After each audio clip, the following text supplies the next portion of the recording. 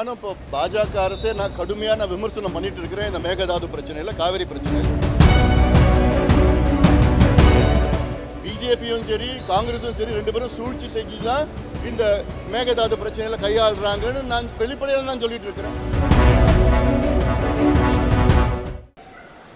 அரசியல் காரணங்களுக்காக தமிழ்நாட்டோட உரிமை மறுக்கப்படுகிறது.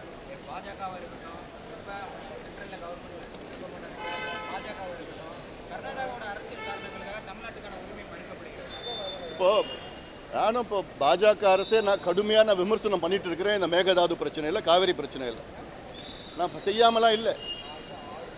இதில் பிஜேபியும் சரி காங்கிரஸும் சரி ரெண்டு பேரும் சூழ்ச்சி செஞ்சு தான் இந்த மேகதாது பிரச்சனையில் கையாளுறாங்கன்னு நான் வெளிப்படையாக தான் சொல்லிட்டு இருக்கிறேன். மறைமுகமாக நான் சொல்லலையே நான்.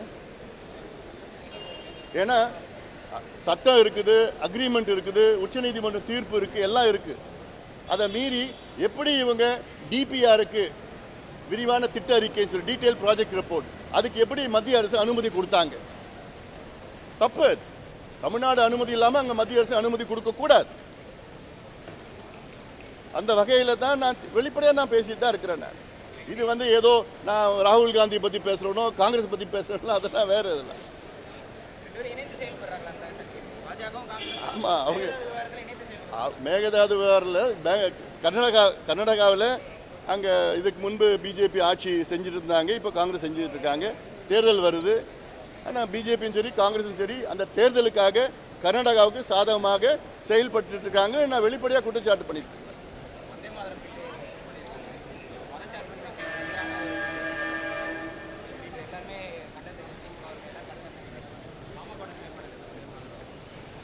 எதையுமே திணிக்கக்கூடாது. அது மக்கள் அவங்கள தானாக ஏற்றுக்கணும், அவ்வளோதான். எதுவுமே திணிக்கக்கூடாது.